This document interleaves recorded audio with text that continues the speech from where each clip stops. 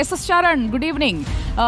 ഈ വിഷയത്തിൽ എമ്പുരാൻ സിനിമ റിലീസായതിനു ശേഷമാണ് ഈ നോട്ടീസ് വന്നിരിക്കുന്നത് എന്നത് നമുക്ക് നമ്മുടെ അന്വേഷണത്തിൽ ബോധ്യപ്പെട്ടോ? അതോടൊപ്പം തന്നെ ഈ കേസിന്റെ ഒരു പശ്ചാത്തലം എന്താണ്? ഇതിൽ പൃഥ്വിരാജ് പിഴയടക്കേണ്ടി വരുമോ? ശരൺ.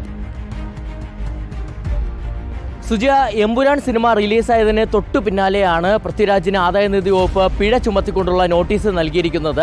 അതിന് കാരണമായി ഐറ്റി പറയുന്നത് 2022 പൃഥ്വിരാജിന്റെ 3 സിനിമകൾ പുറത്തിറങ്ങിയിരുന്നു. കടുവ, ഗോൾഡ്, ജനഗണമന എന്നീ സിനിമകൾ പുറത്തിറങ്ങിയിരുന്നു. ആ സിനിമകൾ അഭിനയിച്ചിരുന്നെങ്കിൽ പോലും പൃഥ്വിരാജ് അഭിനേതാവ് എന്ന നിലയിൽ പ്രതിഫലം കൈപ്പറ്റിയിരുന്നില്ല. മറിച്ച് ഈ കോ പ്രൊഡ്യൂസർ എന്ന നിലയിൽ 40 കോടി വാങ്ങുകയാണ് ചെയ്തിരുന്നത്. ഈ 40 കോടിയിൽ 22 കോടിയുടെ കാര്യത്തിൽ ആദായ നികുതി അടയ്ക്കുന്നതിൽ വീഴ്ചകൾ സംഭവിച്ചു എന്നുള്ളതാണ് ഐറ്റി കണ്ടെത്തിയിരിക്കുന്നത്. അതിൻ്റെ അടിസ്ഥാനത്തിലാണ് നോട്ടീസ് നൽകിയെന്നുള്ളതാണ് ഐറ്റി പറയുന്നത്. നേരത്തെ 2022 ഡിസംബറിൽ വലിയ രീതിയിലുള്ള പരിശോധനകൾ ഐറ്റിയുടെ ഭാഗത്തു നിന്ന് ഉണ്ടായിരുന്നതാണ്. പൃഥ്വിരാജിൻ്റെ വീട്ടിലും ഓഫീസിലും ഇതിനു പുറമെ തന്നെ ലിസ്റ്റിൻ സ്റ്റീഫൻ്റെ ഓഫീസിലുമൊക്കെ തന്നെ പരിശോധനകൾ നടത്തിയിരുന്നു. അതിൽ നിന്നും രേഖകൾ കസ്റ്റഡിയിലെടുക്കുകയും ഇതോടൊപ്പം തന്നെ പൃഥ്വിരാജിനോട് വിശദീകരണം തേടുകയൊക്കെ ചെയ്തിരുന്നു. അപ്പോൾ ഇത് സംബന്ധിച്ചുള്ള കാര്യങ്ങളെല്ലാം തന്നെ ഇൻവെസ്റ്റിഗേഷൻ യൂണിറ്റ് കൊച്ചിയിലെ അസസ്മെന്റ് യൂണിറ്റിന്, ഐറ്റിയുടെ അസസ്മെന്റ് യൂണിറ്റിന് കൈമാറുകയും അസസ്മെന്റ് യൂണിറ്റ് കഴിഞ്ഞ കുറേ കാലമായിട്ട് ഇത് വിശദമായി തന്നെ പരിശോധിക്കുകയും ചെയ്തിരുന്നു.